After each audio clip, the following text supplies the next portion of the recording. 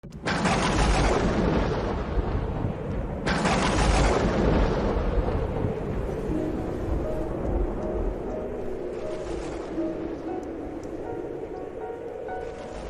sábado enseñaba Jesús en una sinagoga.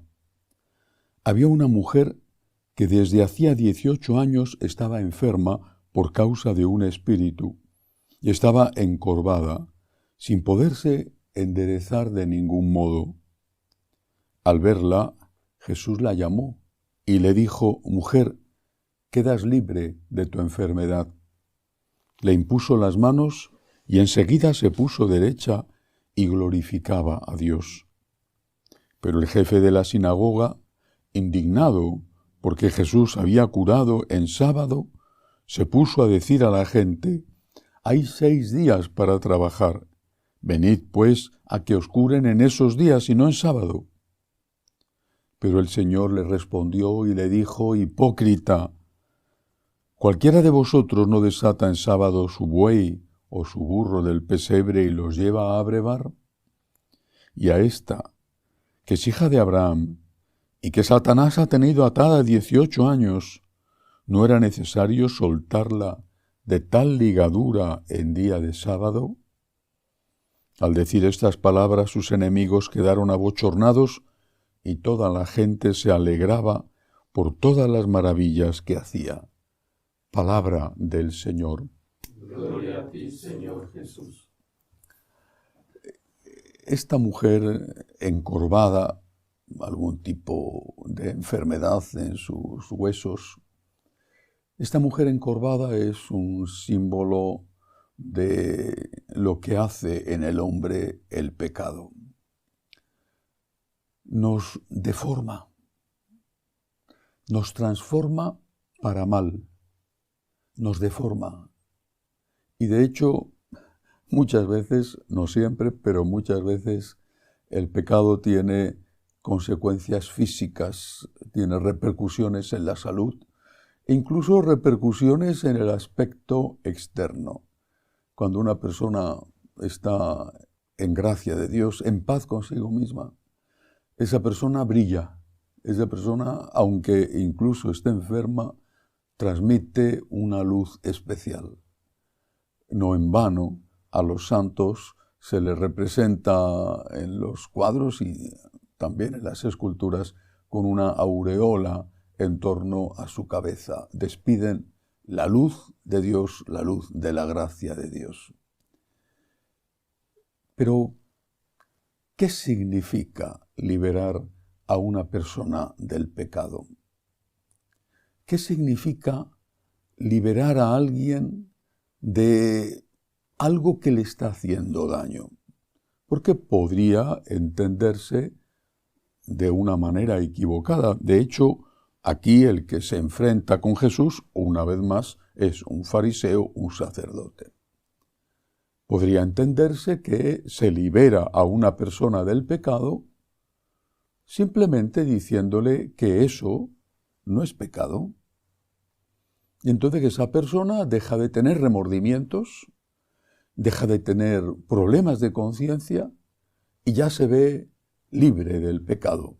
Eso no es pecado, haz lo que quieras, y esa persona no tiene la sensación interna de que está obrando mal. Bien, ese es un camino de liberación del pecado equivocado. ¿Y por qué es equivocado? Aunque sea el camino más recorrido por tantos sacerdotes hoy. ¿Pero por qué es equivocado? Porque la realidad existe. La realidad existe. Nos negamos a verlo, pero existe, existe. Esta mujer encorvada de la que habla el Evangelio no lo estaba porque se encontraba sugestionada, sino porque de verdad tenía una enfermedad. Aunque digamos que el mal es bien, aunque digamos que lo que era pecado ya no lo es, si eso era verdaderamente malo, tenía consecuencias sobre nuestra alma y muchas veces sobre nuestro cuerpo. Cuando yo era un adolescente, era muy frecuente que la iniciación a la adolescencia, a partir de los 13, 14 años, consistiera en empezar a fumar. Y si no fumabas, como que no eras un hombrecito, que seguías siendo un niño. Yo recuerdo que, sin excepción, todos mis compañeros del colegio empezaron a fumar. Fumar era de hombres, usando una terminología muy propia de mi tierra, era de machotes, era de gente que era valiente, todo el mundo fumaba. Las mujeres, las adolescentes, desde luego, en mi época, mucho menos, pero también empezaban. Yo probé un cigarrillo una vez, le di 2 chupes al cigarrillo, empecé a toser y dije, no necesito esto para ser un hombre. Y no fumé en la vida. Después, porque en aquella época no se sabía, después se supo que provocaba cáncer. Entre otras cosas que provoca la nicotina, provocaba cáncer. Yo no fumé nunca. No me dejé arrastrar por lo que se consideraba algo símbolo de virilidad. Consideré, y era un adolescente, que ser un hombre era otra cosa.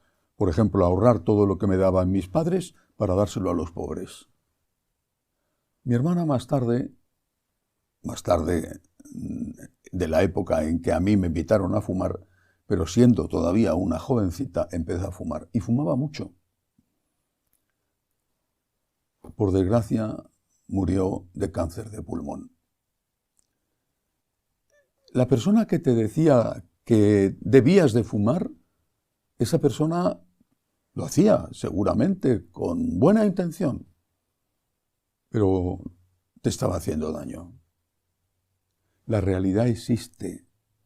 Y solamente cuando conocemos la realidad física y la realidad moral, solamente entonces podemos tomar decisiones correctas.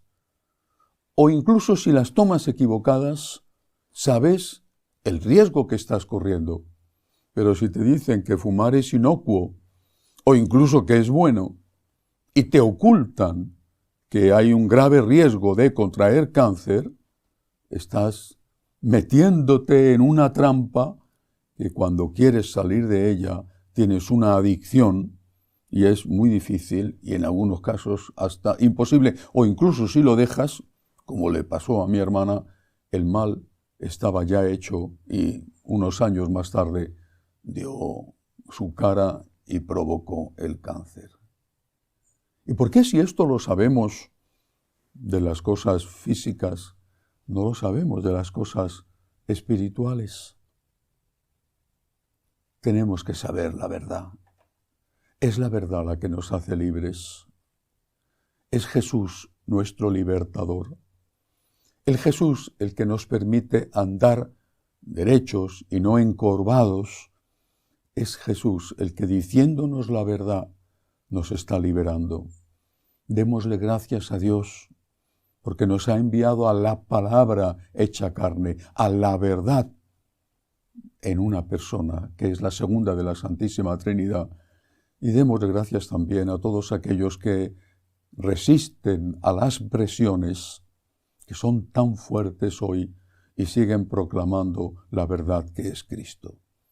Que así sea.